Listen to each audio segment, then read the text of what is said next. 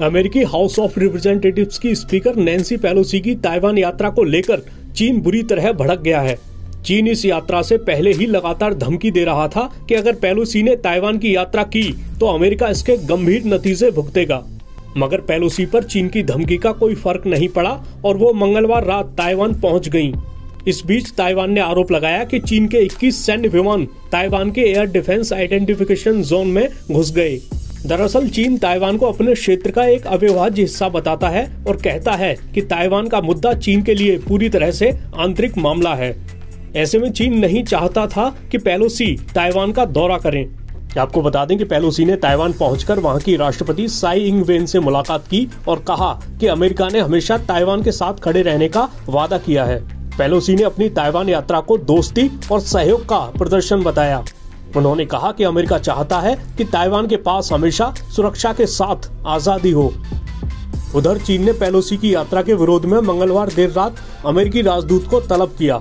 चीन ने धमकी दी है कि वो चुप नहीं बैठेगा और पेलोसी की ताइवान यात्रा के नतीजे गंभीर होंगे।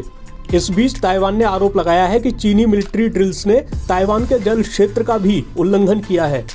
चीनी अखबार ग्लोबल टाइम्स ने एक रिटायर्ड सैन्य अधिकारी के हवाले से बताया है कि चीन की मिलिट्री ड्रिल की वजह से ताइवान में मुख्य बंदरगाहों और शिपिंग लेन्स के लिए खतरा पैदा हो सकता है और पूरी तरह ब्लॉकेज की स्थिति भी आ सकती है। CNN की एक रिपोर्ट में बताया गया है कि चीन ने कुछ ताइवानी आयात और ताइवान के लिए नेचुरल सैंड एक्सपोर्ट पर रोक लगा दी है। ऐसे में चीन का मकसद आर्थिक तौर पर भी ताइवान को झटका देना है। ग्लोबल टाइम्स के मुताबिक चीनी अथॉरिटीज ने बुधवार को ऐलान किया कि कई कट्टर तालिबानी अलगाववादियों, 2 फंड और अलगाववादी गतिविधियों से संबंधित कई कंपनियों को कानून के मुताबिक सजा दी जाएगी। पेलोसी की ताइवान यात्रा को लेकर चीन के विदेश मंत्री वांग यी ने कहा है कि जो भी चीन को आहत करेगा उसे सजा दी जाएगी।